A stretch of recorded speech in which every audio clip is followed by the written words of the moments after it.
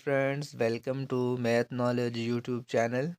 दोस्तों, आज की इस वीडियो में एम टी एच 202 की जो असाइनमेंट नंबर 1 है उसका सल्यूशन मुकम्मल कंसेप्ट के साथ और फुल डिटेल के साथ आपको जो है वो मैं बताने जा रहा हूँ। तो जो लोग इस वीडियो पे नए आए हैं जल्दी से चैनल को सब्सक्राइब कर लें।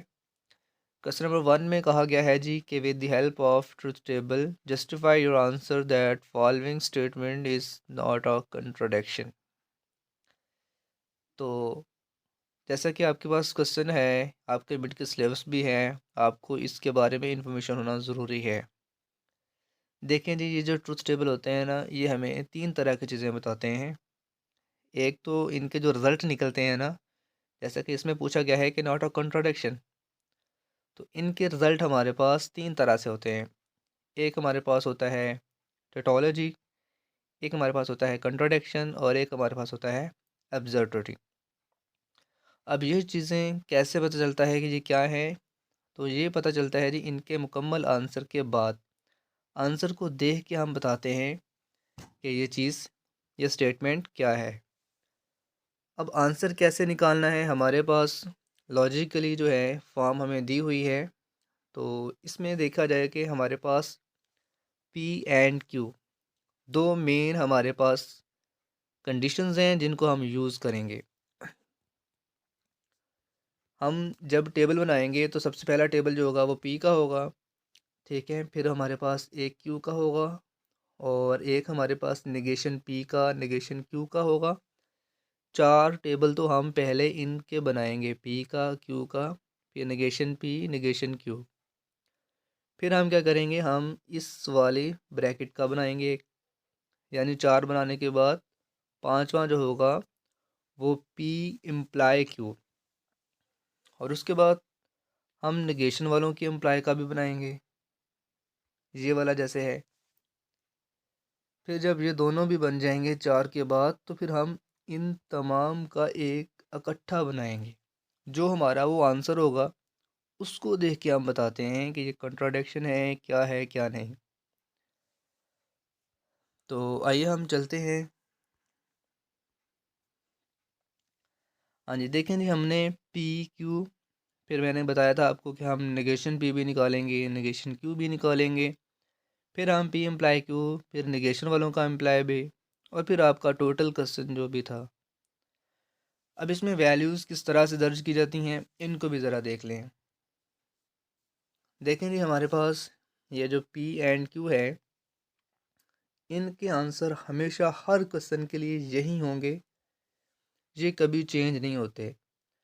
पी के लिए 2 ट्रू 2 फॉल्स और क्यू के लिए ट्रू फॉल्स। ये हमेशा हर क्वेश्चन में जब भी ट्रूथ टेबल बनाया जाएगा, पी एंड क्यू का आंसर यही होगा हमेशा के लिए। नेगेशन जो पी है, इसका मतलब होता है कि आपने पी वाले के तमाम तर साइन को चेंज करना है। ट्रू है तो फॉल्स, फॉल्स है तो ट्रू। अब देख सकते हैं जो ट्रू है वो फॉल्स होता जा रहा है, जो फॉल्स है वो ट्रू है। हमने इसको देखा है, ट्रू था फॉल्स कर दिया, फिर ये ट्रू है तो फॉल्स कर दिया, फॉल्स था तो हमने ट्रू कर दिया। यानी नेगेशन पी का मतलब है हमने पी वाले के तमाम सारे चेंज करने हैं। इसी तरह नेगेशन क्यू का मतलब होगा हमने क्यू वालों के साइन चेंज करने हैं। जो ट्रू होगा वो फॉल्स और जो फॉल्स होगा वो ट्रू। उसके बाद ये इम्प्लाई कैसे काम करता है, तो इसके लिए आप सिंपली जहन में रख लें जी कि पी से क्यू की तरफ तीर का निशान है, पी से क्यू की तरफ जाना है। अगर कोई शख्स गलत ठीक है और वो ठीक ही है, यानी अगर वो नेक है तो वो नेकी की तरफ जा रहा है तो तब भी ठीक है, ट्रू से ट्रू ट्रू होगा। अगर वो पहले नेक था, ट्रू है, और नेक्स्ट वो फॉल्स पे जा रहा है तो इसका मतलब वो गलत कर रहा है, वो फॉल्स है, ठीक है। तो अगर वो फॉल्स से ट्रू की तरफ आ रहा है तो इसका मतलब वो ट्रू है। इस तरह से हम इसको लॉजिकली जहन में रखेंगे कि ट्रू से फॉल्स, सॉरी, ट्रू से फॉल्स नहीं बल्कि पी इम्प्लाई क्यू है, ट्रू से ट्रू, सो वो ट्रू बना। फिर ट्रू से वो फॉल्स हो रहा है, इसका मतलब वो गलत कर रहा है। फॉल्स से ट्रू हो रहा है, इसके मीन वो ठीक, जो शख्स गलत है उसको गलत कहेंगे, बिल्कुल ठीक है। तो ये चीज़ें आपने ज़हन में रखनी है। अब इस तरह से इम्प्लाई आपके नेगेशन का है, अब आपने क्यू को पहले देखना है नेगेशन वाले को, और नेगेशन पी को बाद में। तो आप कोई भी सिंबल उठा के देख लें कि ट्रू से ट्रू जा रहा है तो इट मीन ट्रू है, या फॉल्स क्यों हो रहा है, क्योंकि ट्रू से फॉल्स देखा जा रहा है। इसी तरह से अगर हम लास्ट पे देखें जो हमारा ओवरऑल आंसर बन रहा है, तो उसमें हमने जो ये वाला बनाया है और जो ये बनाया है, इन दोनों के दरमियान में इक्वलेंट फाइंड करना चाहते हैं हम। इसका क्या मतलब होता है, ये काम इस तरह से करता है जी कि जब दोनों ही ट्रू हों तब भी ट्रू, या दोनों फॉल्स हों तब भी ट्रू। ठीक है, यानी कि अगर दोनों सेम होंगे तो ये आंसर ट्रू शो करवाएगा। तो ये देखें इन दोनों के ट्रू थे, ट्रू। अगर जो दोनों फॉल्स हैं तब भी ट्रू, ये दोनों ट्रू हैं तब भी ट्रू, ये दोनों ट्रू हैं तब भी ट्रू। इसका मीन ये सारे के सारे ट्रू हैं। तो हाँ जी, आंसर देख के हमने बताना है जी, अगर आंसर सारे के सारे ट्रू हों तो उसे टेटोलॉजी कहा जाता है। Since all the values are true so it's tautology, and also justify not a contradiction. Contradiction होता है जी अगर तमाम के तमाम फॉल्स होते। हाँ जी क्वेश्चन नंबर 2 में हमसे कहा जा रहा है कि हमें एक सेट दिया गया है ए, और हमने उसका पावर सेट ढूंढना है। तो बहुत ही आसान क्वेश्चन है जी, पावर सेट कैसे बनाया जाता है और कौन कौन सी चीज़ों का ख़ास ख्याल रखते हैं पावर सेट में। जब भी अपने पावर सेट बनाना है ना, तो पावर सेट बनाने के लिए हम क्या करते हैं जी, हमने पी ऑफ ए लिखना है। इसके अलावा जो बात आपने जहन में रखनी है ना, पावर सेट में क्या डिफरेंस होता है, एक तो आपने ब्रैकेट फर्स्ट और आखिरी ये लाजमी लगानी है। इसके अंदर जितने भी एलिमेंट लिखने हैं ना वो ब्रैकेट लगा के लिखेंगे। ठीक है, सबसे पहले आपने खाली सेट लिखना है, फिर हर एक सेट को लिखना है, ए बी सी अलग अलग लिखना है, फिर ए को बी के साथ, ए को सी के साथ, फिर बी को सी के साथ, और फिर ए बी सी। तो पावर सेट की तादाद कितनी होती है, हम ये भी इजाफी तौर पे लिख सकते हैं कि एलिमेंट 2 हैं तो ये 2 की पावर 3 बनेगा, जो कि इक्वलेंट टू 8 होता है। और आप अगर अपने अरकान को काउंट करेंगे तो वो भी 8 ही बनेंगे। सो जस्ट आपने इसको लिख लेना है यहाँ पे ऐसे। ठीक है, क्वेश्चन नंबर जो 2 था ना हमारे पास, तो क्वेश्चन नंबर 2 में क्या कहा गया जी, हम आपको बता देते हैं वैसे जी। क्वेश्चन नंबर 2 में कहा गया था जी कि अगर आपके पास एक सेट यू हो और एक सेट ए हो और एक सेट बी हो, आपने ए और बी और ए इंटरसेक्शन बी का वेन डायग्राम निकालनी है जी।